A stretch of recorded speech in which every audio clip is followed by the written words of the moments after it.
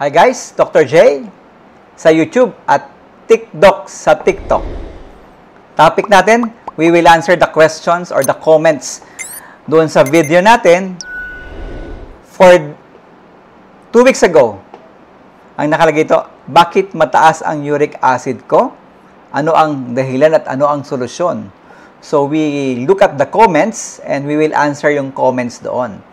Marami ang interesado, marami ang nakarelate doon sa topic about uric acid. And true enough naman, when we do our clinic, madami ang related sa uric acid, marami ang related sa gout kapag nagpapa-check up sila. And then we refer sa mga subspecialist also. We refer to rheumatologist. Minsan naman kailangan ng rehab, physical rehab, or minsan kailangan naman ng ortho to address yung concerns nila. So, it's a multidisciplinary approach pag tinawag nating uric acid or gout. Kasi karamihan dyan, hindi lang uric acid ang mataas. Mataas din minsan ang blood sugar, mataas ang cholesterol, at mataas ang creatinine, yung mga may CKD, chronic kidney disease. So, it's better na we tackle yung pagtaas ng uric acid and we will answer the comments. So, merong comment dito si Anacleto Magtibay. Parehas sila ni Ariel Santa Marina. Ang sabi nila, ang question nila, bakit po Dok mababa naman ang uric acid ko? Nagkakagout sa paa, sa hinlalaki. Yun ang sabi niya. Dok, mababa naman ang uric acid ko. Bakit inaatake ng gout? So, napakagandang question. So, ang pag-attack po ng gout ay hindi siya related sa taas ng uric acid. 60% ng mga inaatake ng acute gout, normal ang uric acid. Medyo, teka, medyo marami sigurong kumukontra. So, yun po yung totoo. 60% lang, 60% ng inaatake ng acute gout, normal ang uric acid. So, hindi siya sa level ng uric acid kung bakit ka may acute gout. Ang dahilan kung bakit ka may acute gouty attack is pwedeng number 1, dehydrated ka. Number 2, nag-binge eating or binge drinking ka. Medyo napadami ang alcohol, medyo napadami ang purine na kinain mo, bigla binge eating. So, pwedeng mag-attack yan. Pangatlo, yung crystals po doon sa joint ninyo, yun na po yung namamaga. Hindi po yung level ng uric acid mo sa dugo. So, kung may crystals ka doon, it can trigger acute gouty attack. And yung lastly, kapag may variation, yung biglang taas or biglang baba. Kadalasan kasi pag may acute gout, mababa talaga ang uric acid. Madalas yan. Kasi pag may inflammation at may acute attack, mas dumadami yung nare-release na uric acid sa pag-ihi natin. So, ang excretion po ng uric acid, 2/3 or masasabi natin halos 70% ng uric acid natin sa ihi or sa urine lumalabas na i-excrete.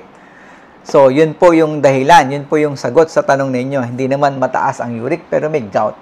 Di ba? Next na question naman, sabi naman ni Myra 1960, thanks Doc J.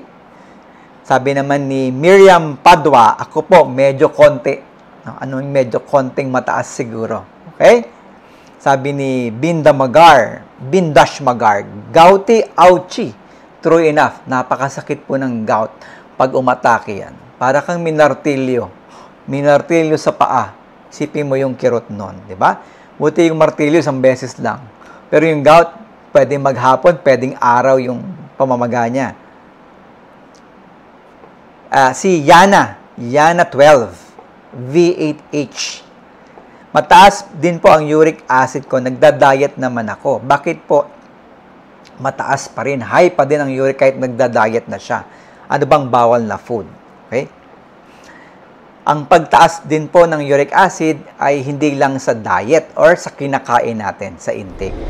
Ang pagtaas ng uric acid ay dahil sa mabagal yung release ng uric, yung excretion niya. Sabi nga natin, 75% ng uric lumalabas through urine sa kidneys. So, pag may diferensya ang kidney, pwedeng mabagal ang labas ng uric acid. O kaya naman, hindi talaga ikaw nag-exercise, mahina ka sa water. So, ang tendency, naiipon siya. Hindi sa dami ng kain, but dun sa pag-release. Okay? Pag-excrete o paglabas ng uric acid sa katawan mo. Or, meron ng genetic. So, nasa lahi ninyo, nataasin talaga at hindi lumalabas talaga ang uric acid.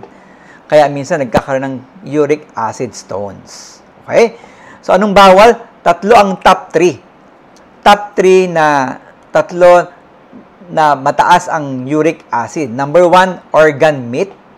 Yung mga liver. Ano pa ba? Lahat ng laman loob na may isip ninyo na pwedeng iluto, mataas po ang uric acid niyan. Okay? And then, yung pangatlo, mataas din po ang uric acid ng beer. So, beer, yung, lalo na pag uminom ka ng beer na 2 bote pataas, pwede siyang ng gouty attack. Kasi mag-change yung uric acid levels mo. Okay? Sudden change. And, ang pangatlo na mataas ang uric acid, base doon sa pagkain natin, ang nakita dito is seafoods. Ano ba sa seafoods ang mataas?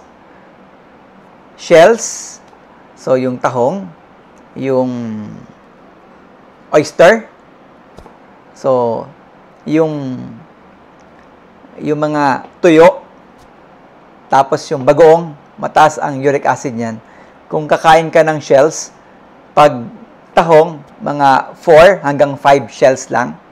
Hindi yung isang ganyan, isang bandihadong shells. Okay? Kapag oyster, pwede na ang 1 o 2 oyster. Okay? Ganun po. Hindi pwedeng sa province kasi medyo sako-sako ang oyster, sako-sako ang tahong, di ba? So, mapapakain ka talaga, lalo pag masarap ang sabaw. So, yun, iiwasan siya. Yun yung top 3 na mataas ang uric acid. So, isa pa naman sa comment, maliwanag ang payo mo, Doc. Salamat po. Sabi ni Janet de la Cruz. Salamat, Janet. And, may isa pa. Si Mami Arches pala ito. Mami, kamusta po kayo? Baka, good AM, Doc Havison, baka pagbalik ko check up sa inyo, hindi mo na ako binigyan ng gamot kasi mababa ang uric acid ko. Thank you, Doc. O, si Mami Arches yan. So, shout out kay Mami. Yung uric acid po, hindi porke mataas, above normal, ginagamot.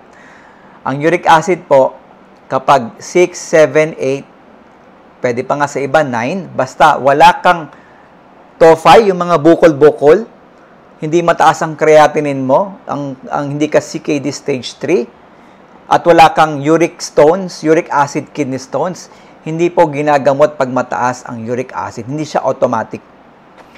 Ginagamot lang siya kapag may senyales na ikaw ay may TOFI talaga at mataas ang creatinine. At yun nga, kapag may mga madalas na pagsumpong 3 times a year, ayan, magme-maintain ka na ng gamot, yung mga urate lowering drug. Pero in general, wala pa talagang medication kapag mataas ang uric acid. Ang sinasabi lang natin is iwasan ang top 3 foods na mataas ang uric. Pangalawa, exercise, hydration, maraming tubig, kasi 70% nga na-excrete sa kidney. So, yun po yung mga comments na sinagot natin. I hope nakatulong sa inyo. So, I hope everything is clear, malinaw ang lahat kay TikDoc. Kung may tanong medical, may nararamdaman, ang tanong ng bayan, what to do? Dr. J.